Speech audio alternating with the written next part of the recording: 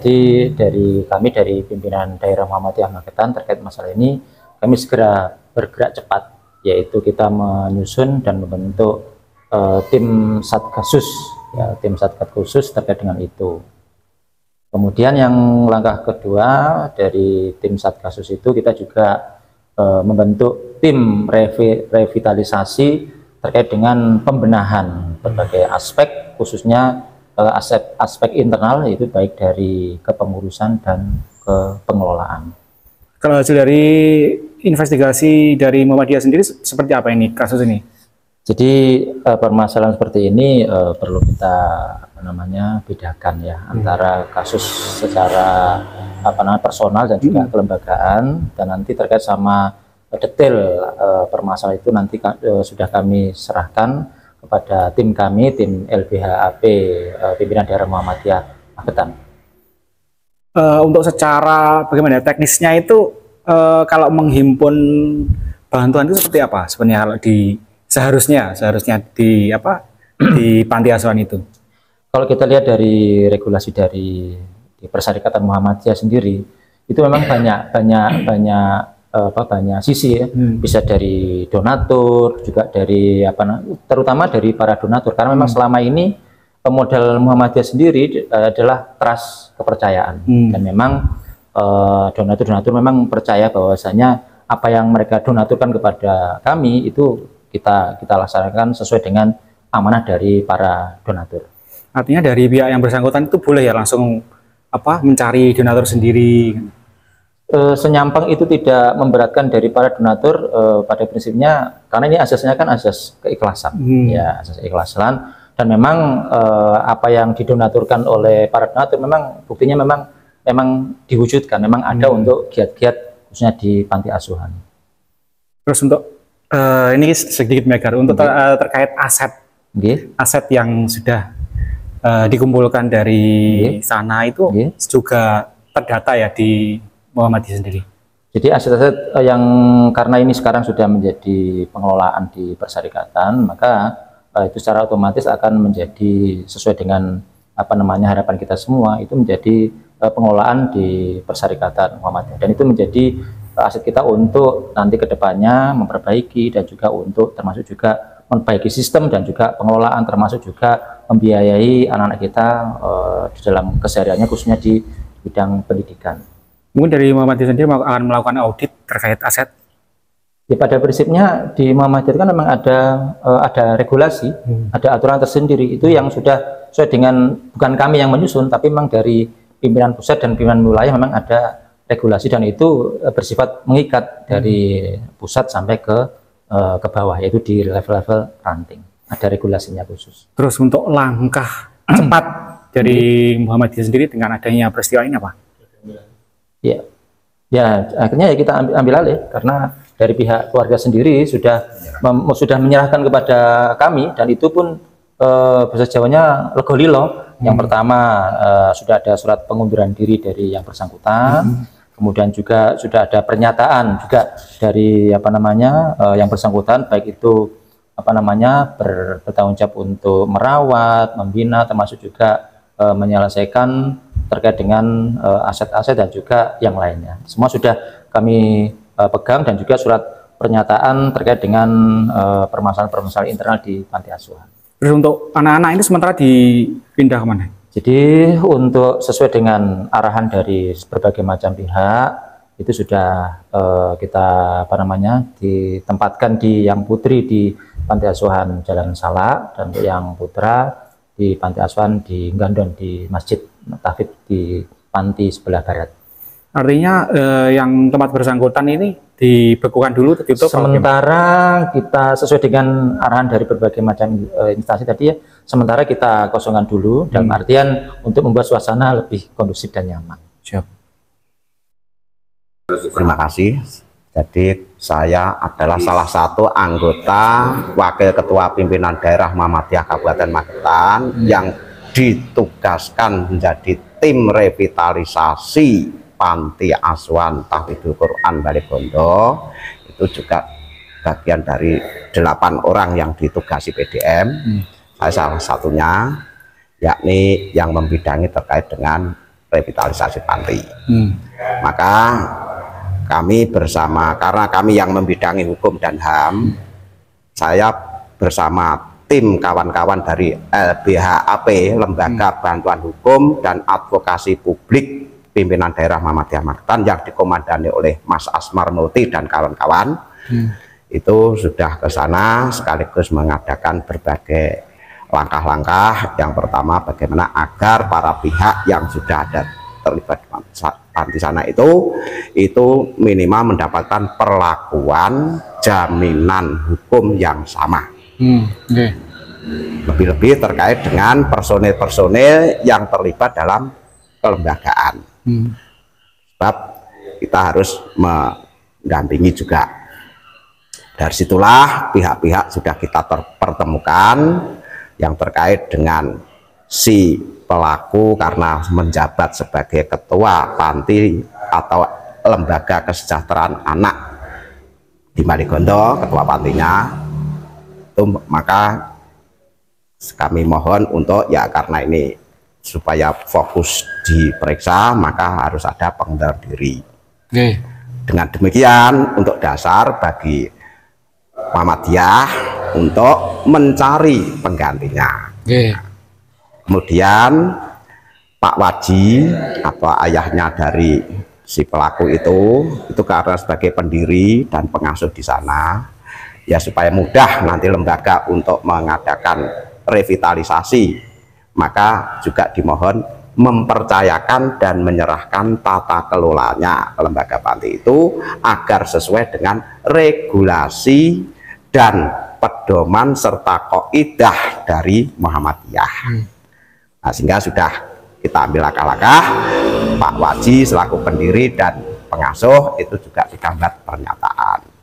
Dari situlah maka tim revitalisasi yang dibentuk PDM berikutnya menginventarisir nama-nama personil-personil yang nanti akan didudukkan dalam struktur kelembagaannya.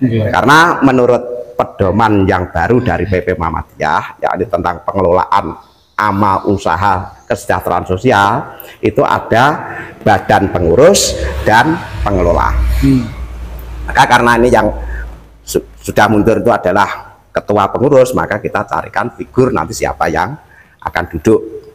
Kemudian juga karena struktur yang di Maligondo itu sudah tidak relevan dengan pedoman dan regulasi yang terbaru, maka kita istilahnya nanti kita revitalisasi semuanya agar sesuai dan match dengan regulasi, pedoman dan kaidah dari Muhammadiyah.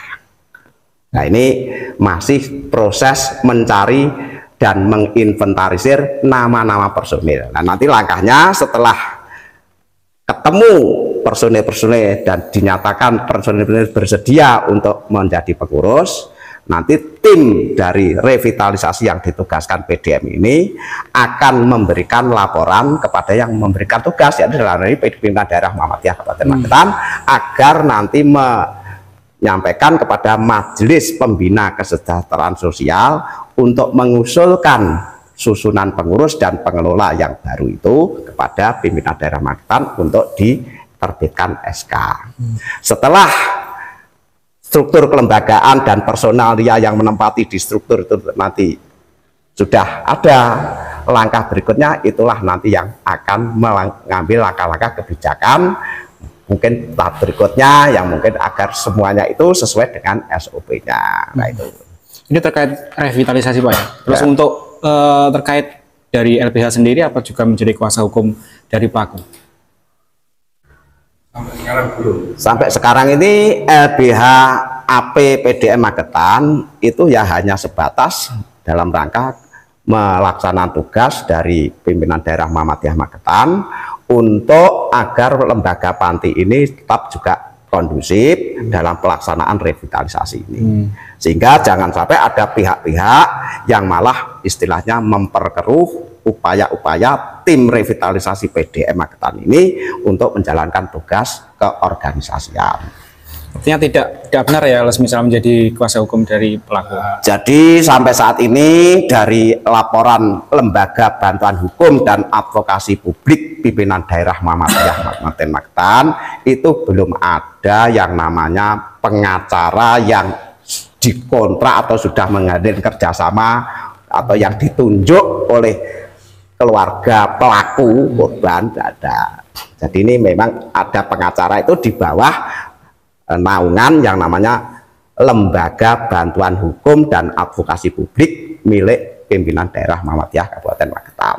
Itu LBHAP itu sebagai unsur pembantu pimpinan yang melaksanakan tugas-tugas dalam rangka bagaimana agar kepentingan lembaga, organisasi, termasuk sumber daya insani, personil yang terlibat dan itu ada perlakuan dan jaminan serta perlindungan hukum yang sama. Sehingga dalam proses dia berjalan sebagaimana mestinya. Nah itu. Sebab kalau belum ada vonis dan sebagainya, itu akan semua berhak mendapat perlakuan yang sama di bidang di mata hukum. Siap. Terus yang terakhir Pak, sikap dari LBH Muhammad sendiri akan adanya peristiwa ini seperti apa sikap? Nah itu nanti langsung dijelaskan serta detail oleh Mas Asmar Multi selaku Ketua Lembaga Bantuan Hukum dan Advokasi Publik Pimpinan Daerah Muhammadiyah Magetan. Nah, Pak, bisa jelaskan terkait dengan peristiwa ini sikap dari LBH Muhammadiyah sendiri seperti apa? Baik, terima kasih Mas Anton. Dalam peristiwa ini LBH itu melaksanakan tugas atas dasar perintah organisasi perserikatan untuk melakukan legal research tentang konstruksi yang terjadi, kejadian yang di pondok pesantren atau pondok panti asuhan Tahfizul Quran. Kami hanya mencari apa sih persoalannya. Nah, ternyata di sana telah terjadi dugaan peristiwa hukum. Namun walaupun demikian mohon dipahami LBH itu bertindak pada saat ini sebagai kepanjangan tangan daripada organisasi perserikatan, bukan pengacara perorangan atau per pribadi. Kami berdiri di sini atas nama kelembagaan karena panti ini adalah di bawah naungan Lembaga Muhammadiyah, Perserikatan Muhammadiyah. Sehingga kami ingin, seperti apa yang disampaikan oleh Ketua dan Wakil Ketua Majelis Hukum dan HAM, bahwasanya kami hanya sebatas menginvestigasi dan ingin memberikan kesamaan pelayanan dalam bidang hukum kepada semua pihak yang ada di internal panti tersebut. Sepanjang itu. Dan selama ini yang telah kita lakukan dan yang sudah kita lakukan, kita meminta pertanggungjawaban daripada pengelola panti. Ya, tadi disampaikan sama Pak Ketua PDM, Pengurus Daerah Muhammadiyah Magetan, berikut Pak Wakil Ketua yang bidang hukum dan HAM, bahwasanya Ketua Panti dengan Golilo menyatakan telah mengundurkan diri sebagai bentuk pertanggungjawaban daripada peristiwa ini. Kemudian menyerahkan secara tata kelola keorganisasian panti itu kepada Muhammadiyah di dalam bentuk organisasi dan manajemennya agar diharapkan ke depan tidak terjadi lagi peristiwa yang seperti ini dan panti yang di bawah naungan Muhammadiyah ini bisa berjalan sesuai dengan SOP yang berlaku di Perserikatan Muhammadiyah seperti contoh kayak di Panti Asuhan Jalan Salak dan menjamin kenyamanan serta kegiatan belajar mengajar yang ada di panti itu dengan senyaman dan sebaik-baiknya. Hanya sebatas itu, sekali lagi kami tegaskan, LBH Muhammadiyah pada peristiwa ini berdiri atas nama kelembagaan, bukan bertindak selaku pengacara perorangan. Kami kelembagaan, jadi tidak berpihak kepada perorangan. Itu yang bisa kami sampaikan. Terus terkait adanya isu liar terkait intimidasi itu bagaimana? Bah, kami tidak pernah keluar dari SOP yang ada dari organisasi. Setiap kami silaturahmi ke panti, kami selalu bertabayun kepada semua pihak dalam yang stakeholder yang ada dalam panti. Jadi kami tidak pernah datangi orang per orang, kami tidak pernah apalagi mengintimidasi orang per orang. Kenapa? Yang kita bawain nama marwah organisasi Perserikatan Muhammadiyah, bukan orang per orang ataupun lagi kepentingan orang per orang. Itu mungkin yang harus dipahami oleh masyarakat. Siap. Artinya permasalahan hukum itu diserahkan ke masing-masing. Jadi kita mohon dipilah bahwasanya kami LBH Muhammadiyah bertindak atas nama legalitas organisasi Muhammadiyah dan tidak bertindak atas nama perorangan ataupun pribadi secara hukum, begitu. Mungkin Mas Wawan ada yang mau ditambahkan?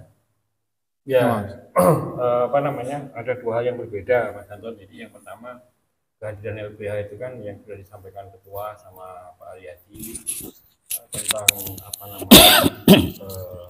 revitalisasi tata kelola ini ya, tata kelola Muhammadiyah, karena ini Pancasila Muhammadiyah, jadi endingnya harus bagus. Tentang perkara hukum yang ada di sana itu adalah persoalan pribadi, dan sampai hari ini kita tidak pernah ikut campur, apalagi intervensi. Ya, intervensi. Kita itu nggak pernah terima kuasa, sampai hari ini belum pernah terima kuasa. Dan kedatangan ke sana kemarin kan sudah jelas bahwa ini atas nama organisasi. Kalau tentang masalah peristiwa hukum, yaitu kewenangan ranah kepolisian, kita serahkan pelaku dan korban. Monggo silakan apapun hasilnya, kita tidak akan ikut-ikut intervensi seperti itu.